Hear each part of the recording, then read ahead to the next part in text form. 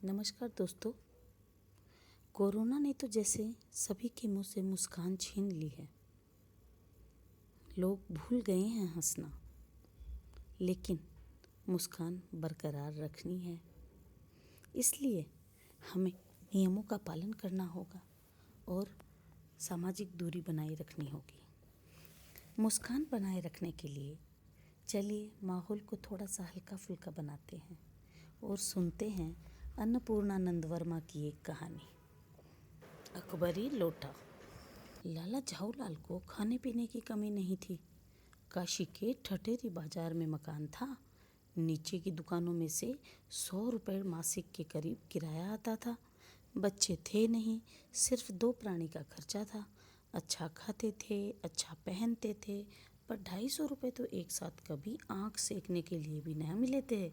इसलिए अब जब उनकी पत्नी ने एक दिन यकायक 250 रुपये की मांग पेश की, तब उनका माथा एक बार जोर से सनसनाया और फिर जी बैठ गया।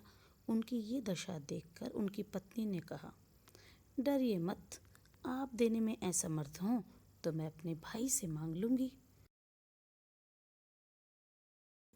झाऊलाल इस मीठी मार से तिल मिला उठे। उन्होंने रौब से कहा, अजी हटो, 250 रुपये के लिए भाई से भीख मांगोगी? मुझसे ले लेना, लेकिन मुझे इसी ज़िंदगी में चाहिए। अजी इस सप्ताह ही ले लेना। सप्ताह से आपका तात्पर्य 7 ही दिन से है ना, या 7 वर्ष से? लाला झाऊलाल ने रौब के साथ खड़े होते हुए कहा, आज से 7वें दिन मुझसे 250 रुपये ले लेना। मर्द की एक बात, जी हाँ, मर्द की एक बात। लेकिन जब 4 दिन ज्यों के त्यों बीत गए और रुपयों का प्रबंध न हो सका, तब उन्हें चिंता होने लगी। प्रश्न प्रतिष्ठा का था। अपने ही घर में अपनी ही साख का देने का पक्का वायदा करके अब न दे सके तो क्या सोचेगी? उसकी नज़रों में उनका क्या मूल्य रह जाएगा? अपनी वाहवाह की सैकड़ों गाथाएं तो सुना चुके थे। अब जो एक काम पड़ा था, चारों खाने चित्त हो गए। एक बात, ये शब्द रह रहकर उनके कानों में गूंज उठते। 5वें दिन पंडित बिलवासी मिश्र को विपदा सुनाई। वे बोले, मेरे पास तो नहीं, पर कहीं से मांग कर लाने की कोशिश करूँगा। अगर प्रबंध हो गया तो कल शाम को तुमसे आकर मकान पर मिलूँगा। आज यही शाम थी, सप्ताह का अंतिम दिन। कल 250 रुपया गिन कर देना है या सारी हेकड़ी से हाथ धोना है। ये सच है कि रुपया ना पाकर उनकी स्त्री फांसी ना देगी, बस ज़रा सा हंस देगी। उस हंसी की कल्पना से ही झाऊलाल की अंतरात्मा में मरोड़ पैदा हो जाता था। अभी पंडित बिलवासी मिश्र नहीं आए, आज शाम को ही आने की बात कही थी। यदि रुपयों का प्रबंध न हो पाया तो? इसी उधेड़ बुन में बड़े हुए लाला झाऊलाल छत पर टहल रहे थे। कुछ प्यास लगी तो नौकर को आवाज़ दी। खुद उनकी पत्नी लोटे में पानी लिए हुए प्रकट हुई। संयोग से यह लोटा अपनी बेढंगी सूरत के कारण लाला झाऊलाल को सदा से नापसंद था तो नया, 1-2 साल पहले का बना, पर लगता था जैसे उसका बाप डमरू हो और माँ चिलमची। लाला झाऊलाल ने लोटा लिया, अपना गुस्सा पीकर पानी पीने लगे। उस समय वे छत की मुंडेर के पास खड़े थे। मुश्किल से 1-2 घूंटी पिए होंगे कि लोटा हाथ से छूट गया। लोटा न दाएं न बाएं नीचे गली की ओर चल पड़ा। किसी जमाने में न्यूटन नाम के किसी खुराफाती ने पृथ्वी की आकर्षण शक्ति का नाम की एक नई चीज़ ईजाद की थी। कहना न होगा कि वह सारी शक्ति इस समय लोटे के पक्ष में थी। लाला झाऊलाल को काटो तो बदन में खून नहीं।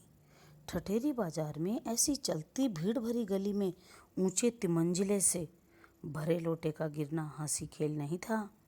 गली में जोर का हल्ला उठा। लाला जब तक दौड़कर नीचे उतरे, एक भारी भीड़ उनके आंगन में घुस आई। भीड़ का प्रधान पात्र एक अंग्रेज है जो नक्श तक भीगा हुआ है।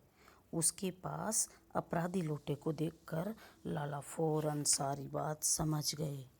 अंग्रेज को जब मालूम हुआ कि लाला झाऊलाल लोटे के मालिक हैं, तो उसने अपना मुंह खुला छोड़ दिया। लाला को आज पता लगा कि अंग्रेजी भाषा में गालियों का ऐसा प्रकांड कोश भी है। इसी समय पंडित बिलवासी भीड़ को चीरते हुए आंगन में आए। उन्होंने सबसे पहले भीड़ को बाहर किया, फिर एक कुर्सी आंगन में रखकर बोले, आपके पैर में शायद कुछ चोट आई है, आप आराम से बैठ जाइए। साहब धन्यवाद करते हुए बैठ गए। फिर बोले, आप इस आदमी को जानते हैं? बिल्कुल नहीं, मैं और ऐसे आदमी को जानना भी नहीं चाहता जो निरीह राह चलतों पर लोटे से वार करे। मेरी समझ में ये खतरनाक पागल है और मेरी समझ में मुजरिम। लाला समझ नहीं पा रहे थे कि बिलवासी जी को क्या हो गया है। वे मन ही मन उन्हें कोसने लगे। साहब ने बिलवासी जी से पूछा, तो अब क्या करना चाहिए? पुलिस में रिपोर्ट कर दीजिए ताकि ये आदमी फौरन हिरासत में ले लिया जाए। पुलिस स्टेशन है कहाँ? चलिए मैं बतलाऊं। चलिए, आपकी इजाज़त हो तो पहले मैं इस लोटे को इस आदमी से खरीद लूं। क्यों जी, बेचोगे? मैं 50 रुपए तक इसका दाम दे सकता हूँ। लाला झाऊलाल चुप रहे। साहब ने हैरानी से पूछा, इस रद्दी लोटे का 50 रुपए दाम क्यों दे रहे हैं? आप इसे रद्दी कह रहे हैं? मैं तो आपको जानकार और सुशिक्षित आदमी समझता था। आखिर बात क्या है? जनाब, यह वह प्रसिद्ध अकबरी लोटा है जिसकी तलाश में संसार भर के म्यूज़ियम परेशान है। अच्छा? जी हाँ जनाब, 16वीं शताब्दी की बात है। बादशाह हुमायूं शेर शाह से हार कर भागा था। सिंध के रेगिस्तान में मारा मारा फिर रहा था। प्यास से उसकी जान निकल रही थी। उस समय एक ब्राह्मण ने इसी लोटे से पानी पिलाकर उसकी जान बचाई थी। हुमायूं के बाद यह अकबर दिल्लीश्वर हुआ और उसने ब्राह्मण का पता लगाकर उससे ये लोटा ले लिया और इसके बाद बदले में सोने के 10 लोटे ब्राह्मण को दिए। यह लोटा सम्राट अकबर को बहुत प्यारा था। इसी से इसका नाम अकबरी लोटा पड़ा। सन 57 तक इससे शाही घराने में रहने का पता है, पर इसके बाद में ये लापता हो गया। लोटे का सारा विवरण सुनते सुनते साहब पर लोभ और आश्चर्य का ऐसा प्रभाव पड़ा कि वो बोले, जो कुछ हो, लोटा तो मैं ही खरीदूंगा, मेरा हक है। वाह, आप कैसे खरीदेंगे? मैं खरीदूंगा, मेरा हक है। हक है? ज़रूर हक है। लोटे के पानी से स्नान आपने किया या मैंने? आपने। वह आपके पैरों पर गिरा था या मेरे? आपके। अंगूठा उसने आपका भुर्ता किया या मेरा? आपका। इसलिए मेरा हक है। आप 50 रुपए दे रहे थे, मैं 100 देता हूँ। मैं 150 देता हूँ। मैं 200 देता हूँ। अजी, मैं 250 देता हूँ। यह कहकर बिलवासी जी ने 250 रुपये लाला झाऊलाल के आगे फेंक दिए। साहब को भी ताव आ गया। 250 रुपये देते हैं तो मैं 500 देता हूँ।